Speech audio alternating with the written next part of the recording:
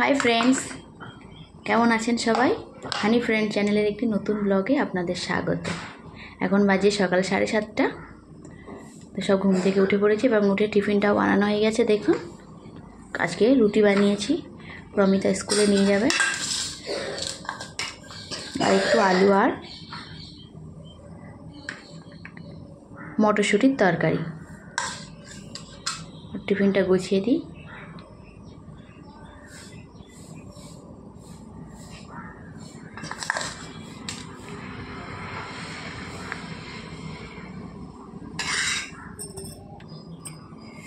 প্রমিতাকে রুটিগুলো আমি এইভাবে ছিঁড়ে ছিঁড়ে দিই, কেননা ও স্কুলে না ছিঁড়তে, ওর বাড়িতেও খেতে গেলে না ও ছিঁড়ে দিতে হয়, ও ছিঁড়তে পারে না। তো আমি এরকম ছিঁড়ে ছিঁড়ে টুকরো করে ওকে টিফিনটাকে দিয়েছি। আর বাকি সবজিটুকু আমি ভরে নেব আমার টিফিন বক্সে, কেন আমি আর স্কুল থেকে বাড়িতে আসি না, আমি ওখানেই একটা পার্কে বসে থাকি। আর বসে বসে আমার কিছু এডিটিংয়ের কাজ, সেগুলো আমি ওখানেই বসে বসে করি। ওই জন্য আমি একটু খাবারগুলো গুছিয়ে নিয়ে চলে যাব।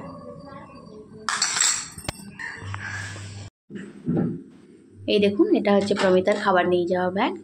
ওদের স্কুলে আলাদা করে এরকম খাবার নিয়ে যাওয়া ব্যাগ দিতে হয়, তার সাথে এরকম একটা টাওয়াল দিয়ে দিতে হবে। এই যে টাওয়ালের পরে এই টিফিন বক্সটা ভেতরে চলে যাবে, আর একটা জলের বোতল। ব্যাস ব্যাস হয়ে গেল ওর খাবার ব্যাগ রেডি করা। আর আমিও আমার এই টিফিন বক্সটি আর এই জলের বোতলটি একটা ব্যাগের মধ্যে নিয়ে নেব। আর বন্ধুরা, প্রমিতাকে দিয়েছি এই দুধ, এতে একটু কমপ্ল্যান দিয়েছি, আর এই বিস্কুট। এগুলো সকালে খেয়ে স্কুলে যাবে, আর ওর লাঞ্চ টাইমে মানে 10:30টার দিকে লাঞ্চ হয়, তখন ও রুটি তরকারিটা খেয়ে নেবে। এই দেখুন, প্রমিতা রেডি হয়ে গেল স্কুলের উদ্দেশ্যে যাওয়ার জন্য।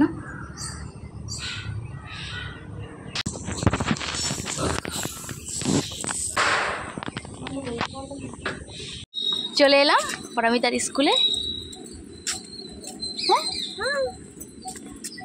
कोई नहीं जाना, सब चला जाएगा, तुम अकेले जाएगी ना, तुम अकेले जाएगी, कोई नहीं जाएगा, दूसरा दिन चलेगा।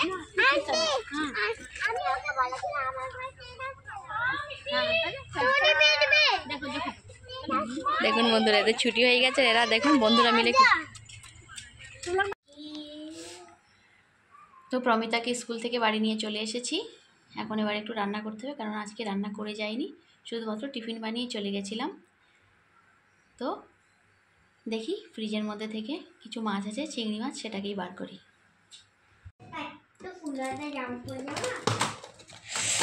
আইস জমে গেছে পুরো। দেখুন বন্ধুরা, চিংড়ি মাছগুলো পুরো বরফে জমে গেছে, একটা একটা চিংড়ি।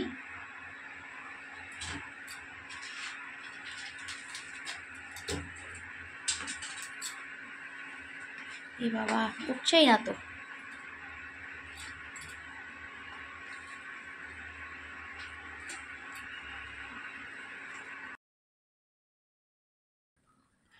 চিংড়ি মাছগুলোকে আমি একে একে পরিষ্কার করে নেব। ওপরের থেকে খোলাগুলো ছাড়িয়ে নেব, ওর গায়ের ওপরে। আর মাথার দিকের একটা ছুঁয়ের মতো অংশ থাকে, ওটাকেও আমি কিন্তু টেনে বার করে নিয়ে আসবো। ওটাকে কিন্তু খেলে নাকি পেটের অসুখ করতে পারে, এই অংশটাকে। আর এবারে পিঠের দিকে একটা কাট লাগিয়ে দেবো, পিঠের দিকে একটা সরু কালো নাড়ির মতো অংশ থাকে, ওটাকেও আমি বাদ দিয়ে দেবো। এই অংশটার কথা বলছিলাম, এইটা এইরকম করে চেলা করে নেব। নেওয়ার পরে এই দেখুন, এদের পিঠে কিন্তু এই নাড়িটাকে এভাবে বাদ দিতে হবে। এই যে 4 পিস বেগুন কেটে নিয়েছি, এটাকে আজকে ভাজা করব। আর এই চিংড়ি মাছের একটু সর্ষে পোস্ত দিয়ে ঝাল করব। শিলের ওপরে একটু সর্ষে পোস্ত আর একটু কাঁচা লঙ্কা নিয়ে নিয়েছি।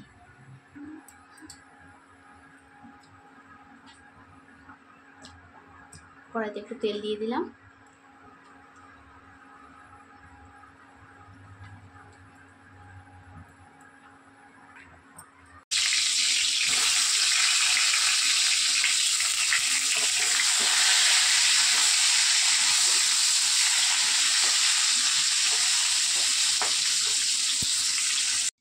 তো বন্ধুরা দেখুন আমার বেগুন ভাজা হয়ে গেল। এবারে চিংড়ি মাছগুলো আমি ছাড়িয়ে রেখেছি, এটাকে একটু হালকা ভেজে নেব। বেশি সময় ভাজবো না, কেন চিংড়ি মাছ নাকি বেশি ভাজলে চামড়া হয়ে যায়, একটু শক্ত শক্ত হয়ে যায়।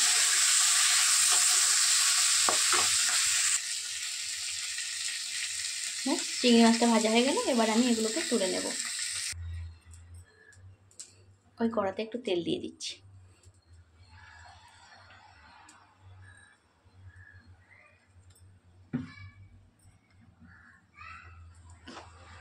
আর একটু দিয়ে দিলাম কালো জিরে।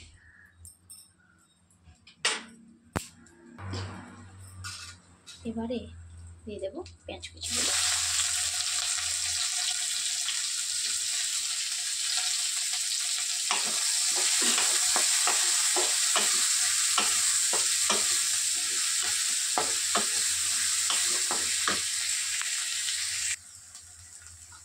এবারে টমেটোগুলোকে আমি দিয়ে দেবো। আর এই টমেটোগুলোকে না বন্ধু আমি খোলা কিন্তু ছাড়িয়ে নিয়েছি।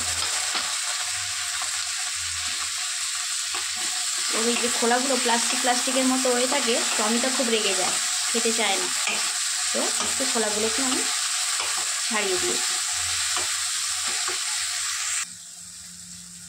টমেটো পেঁয়াজটা ভাজা হয়ে গেল, এবারে দিয়ে দেবো আমার বেটে রাখা সর্ষে পোস্ত আর কাঁচা লঙ্কা। তো সর্ষে পোস্তটা দিয়ে গ্যাসটা কিন্তু আমি আস্তে দিয়ে রেখে দিয়েছি, আমার সর্ষেটা তিতো হয়ে যাবে বেশি। এবারে এর উপরে একটু নুন আর হলুদ দিয়ে দেবো, একটু নুন দিয়ে দিলাম,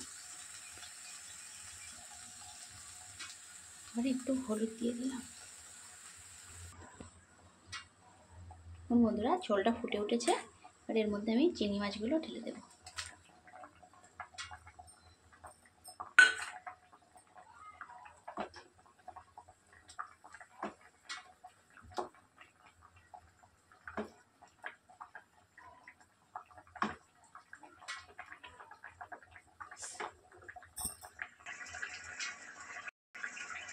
দেখুন বন্ধুরা আমার চিংড়ি মাছের ঝালটা হয়ে গেছে, এবারে আমি এটাকে নামিয়ে নেব।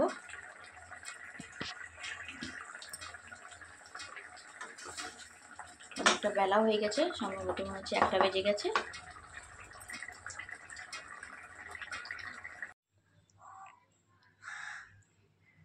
তো বন্ধুরা দেখুন আমার চিংড়ি মাছটা এরকম লাগছে দেখতে, খুব সুন্দর। আর স্কুল থেকে বাড়ি এসে তাড়াহুড়ো করে কয়টা বেগুন ভাজা আর একটু এই চিংড়ি মাছ বানিয়েছি। প্রমিতা খুব পছন্দ করে, প্রমিতা অন্য কোনো মাছ খেতে চায় না, ওর জন্য চিংড়ি মাছ। তো বন্ধুরা দুপুরবেলা আমরা এখন খাওয়া দাওয়া করি, প্রমিতাকে খেতে দিই। আর আজকে ব্লগটাকে আমি এখানেই শেষ করছি। দেখা হবে পরের কোনো ব্লগে। সবাই সুস্থ থাকবেন, ভালো থাকবেন। আর ব্লগটি কেমন হয়েছে কমেন্টস করে জানাবেন। আজকের মতো আসি, টাটা।